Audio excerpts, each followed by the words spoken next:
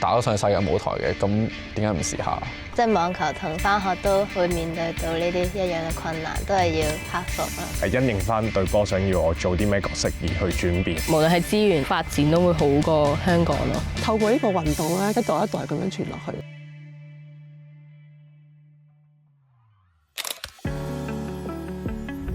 Hello， 大家好，我係黃康傑，咁我係之前係一個網球選手，而家係一個全職嘅 pickleball 選手。可能啲人會話覺得網球嘅人一落嚟打 pickle 就會打得好勁好勁，點樣，但係即係當你真係去打過、玩過、認真去練過，對嗰啲真係好勁嘅人，你先會知道其實係好大分別咯。呢樣嘢係啊，好易上手，但係又係打到去高水平嘅時候就唔係嗰個遊戲啦。我覺得都係細粒嗰啲啦，即係如果 compare to 歐洲嘅選手，真係難好多嘅上去打上去。咁但係 pickleball 其實一個 game 真係好適合我啦，喺技術上啊、技巧上啊、耐性啊呢啲題，全部都係我覺得係真係好啱我自己去打嘅，會想贏多啲咯。亦都而家係贏得多啲嘅。之前打網球可能係出去比賽一輪贏輪又輸，咁好悶咯。我覺得係同埋練咁多波，練波出嚟一個禮拜練廿個鐘頭波，但係出到去又係輸。咁但係 pickle 我而家練可能少幾個鐘頭，但係我出到去係我贏晒喎，咁樣即係唔同咯。我會話係因為我網球就算我打極，以我而家呢個年紀啦，真打得好，上極都可能係講緊係2、300排名，再黐線啲啦100幾啦。咁但係有咩意思？即係我覺得係我係好中意網球，但係我覺得喺 pickleball 我係個 game 我係玩得好開心，然後我係可以打到上世界舞台嘅，咁點解唔試下 Hello， 我係陳巧晴，我係網球運動員。挑戰下自己嘅能力咯，即係而家讀書其實 IB 都幾難嘅，啲 biochem 嗰啲課都學好多嘢，可能一次過會好多自己資訊要吸收，但係都係覺得學到呢啲新嘢，同埋即係要 challenge 自己去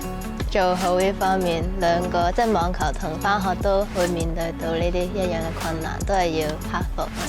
可能你一個 calendar 加一個 to do list 咯，即係你個 list 就係寫晒你要做乜嘢，時間表度就係即係 mark 咗你每樣嘢，可能你預咗呢個時間做，你咪盡量做晒佢喺嗰個時間。同埋做嗰陣時嘗試高效率啲咯。都一樣咁中意，因為好唔一樣。我好中意讀書，所以一定要即係好好用啲 calendar。而家嘅話都算 balance 到嘅，即係。如果就算可能比賽或者考試有一方面忙啲嘅時間，都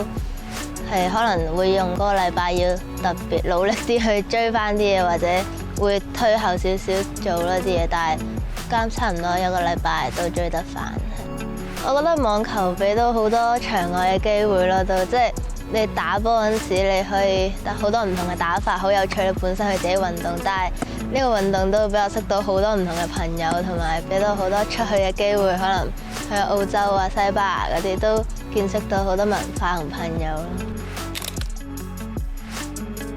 我叫莊耀龍啦，咁我而家今年24歲，咁我主要打呢個 lacrosse 棍網球，咁我司職嘅位置係防中同埋防守。我自己覺得 lacrosse 係一個團隊合作性都頗高嘅一個運動啦，而其次佢對球商啦嘅要求都幾高嘅。好多時候我哋要喺比賽入邊 make 一啲最啱嘅 decision 啦，咁同埋要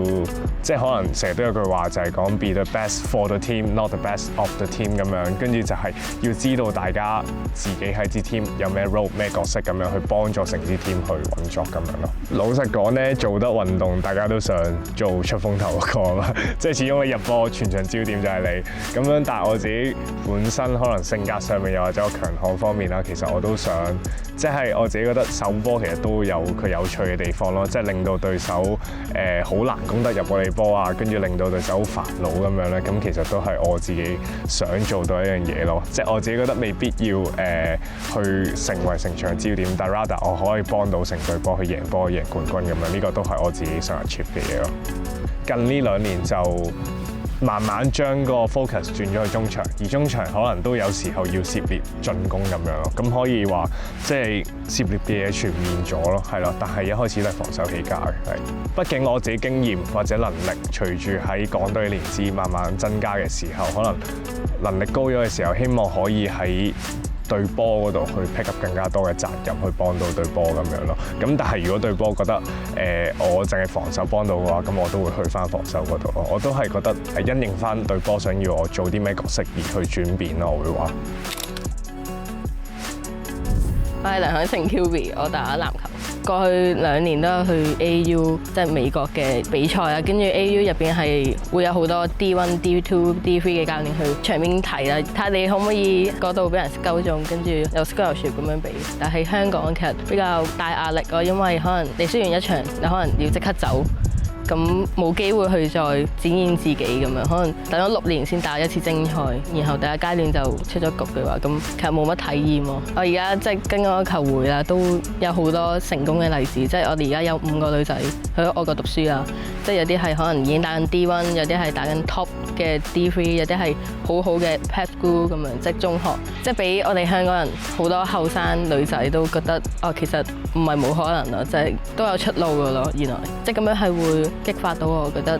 自己都想去試下，趁自己仲係好年輕咁樣，我就想試下，同埋我都想向住呢一方面去發展，因為始終喺美國係無論係資源啊發展都會好過香港咯。我係 Ingrid 啦，咁我而家係主要參加跑步同埋游水嘅。其實我初都係純粹想建立翻一個運動嘅習慣，係啦，因為咁多年都未成功過，咁所以就 keep 住跑嘅。咁但係好多時跑跑下就會冇咗個動力咯，即係冇咗個 motivation。咁其實比賽都可以係一個目標咯，即係話我為咗參加呢個比賽，咁我就要去練。咁同埋而家到你呢個年紀參加比賽，心態都好唔同㗎啦。即係以前學界，即係一定要爭取成績啦。